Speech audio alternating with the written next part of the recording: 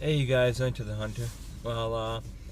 During lunch break, I didn't actually start the camera. I was trying to get focused on getting back and doing a little bit of tidbit work on my trap that I haven't gotten around to. It's been about a month building a trap. I thought I'd be able to push one in about a week.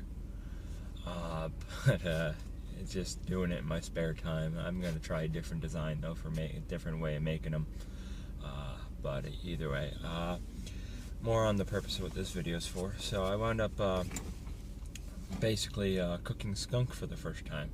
I wound up capturing a young skunk early in the season, and I wound up, the meat looked really nice and clean, the liver was spotless, and I wondered what skunk tastes like, so I had soaked it in a saltwater solution for a few days, and I had put it in the freezer. Well, I finally got around to thawing it out, and I cut it up and put it in the crock pot last night, and basically I brought it to work with me. It's been a running joke at the work about anyone wants skunk and taters or whatever, but well, I finally got around to eating the darn skunk, and it actually wasn't that bad. I think a lot of the issue people who try it run into is maybe they don't actually soak it in salt water to get rid of that gamey taste, and hence some of the oils gets on it and it doesn't get rid of the oils. But in general, the meat was actually pretty good. I think I had a little bit too much with the tomato sauce and not enough to balance that out. I wound up with a little acid reflux or heartburn or whatever, but that's not an issue. But the piece that I wound up really chewing on and testing out seemed like a piece of belly meat. Nice flat section. Probably could have turned it into jerky and had a little bit stronger of an opinion on how the meat itself actually tastes. The more issue that I had was I figured out that having pasta sitting in a crock pot overnight, trying to cook it that way overnight, doesn't really work out.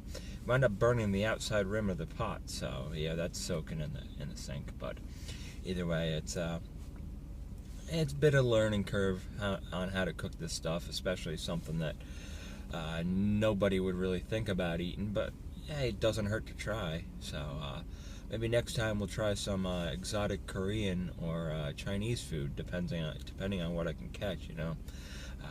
So either way, Enter the Hunter. That container of skunk was my lunch. Not half bad. You'll see the photos before on what I used to cook it with if you want to try it. Again, I believe the issue, people who try things like the one guy who tried coyote, other guy who tried skunk that he caught in his trap, they cooked it over a rotisserie without soaking it in salt water right off the bat. That's a survival method of cooking.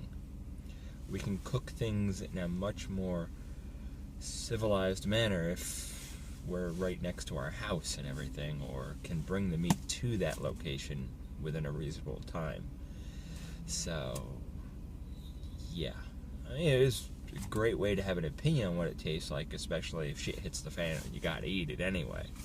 But if you can cook it and get a better taste out of it and know that, hey, this can taste better than it does in a Stone Age way of cooking it, it's nice to know, hey, this can taste good.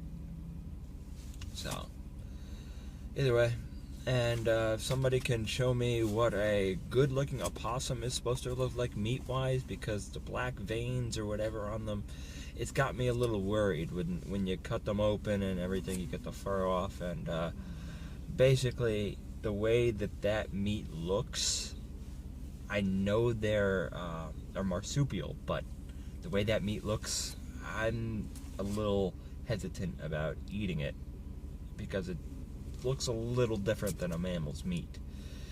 Some of the veins, or maybe they're nerves, or they're supposed to be black nerves. I know opossums are a very primitive animal, but if somebody knows what a good meat opossum looks like, of course, make sure the liver doesn't have any issues with it. One of the big things that I was kind of told, if the liver has spots, don't touch it.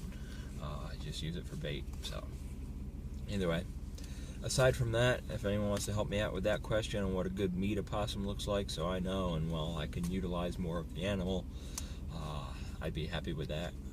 So either way, take care, y'all.